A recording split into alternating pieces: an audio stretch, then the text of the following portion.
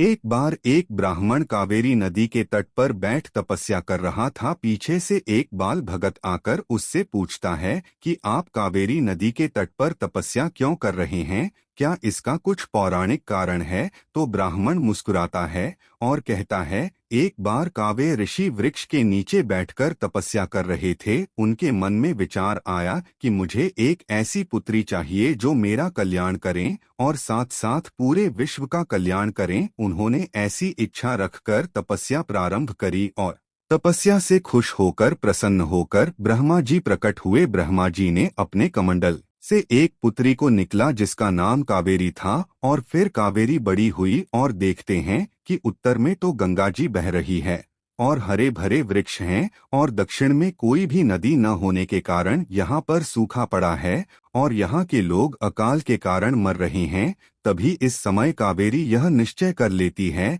कि मैं दक्षिण की गंगा बनूंगी। फिर उसके बाद कावेरी का विवाह ऋषि अगस्त्य मुनि के साथ हुई कर दिया जाता है। ऋषि अगस्त्य जानते थे कि कावेरी का जन्म जगत कल्याण के लिए हुआ है। फिर एक दिन ग्राम निवासी ऋषि अगस्त्य से कहते हैं कि यहाँ पर अकाल पड़ रहा है, कुछ उपाय करिए वरना सभी लोग ऐसे ही मर जाएंगे। फिर ऋषि अगस्त आश्रम में आकर अपनी पत्नी कावेरी से यह उपदेश देते हैं कि तुम जल रूप में मेरे कमंडल में प्रवेश कर जाओ। और फिर कावेरी जल रूप में अगस्त्य ऋषि के कमंडल में प्रवेश कर जाती हैं। परंतु अगस्त ऋषि नहीं चाहते थे कि कावेरी जल रूप में धरती पर बहे। यह देवताओं को चिंता हुई। देवता गणेश जी के पास पहुँचे और उन्होंने गणेश जी से प्रार्थना करी और उन्होंने कहा, जगत कल्याण के लिए कावेरी का जन्म हुआ है परंतु अगस्त मुनि के कमंडल में वह जल रूप में कैद है। तब गणेश जी ने निश्चय किया कि अब मैं ही जाकर कावेरी को मुक्त कराऊंगा। और गणेश जी ने कौवे का रूप धरा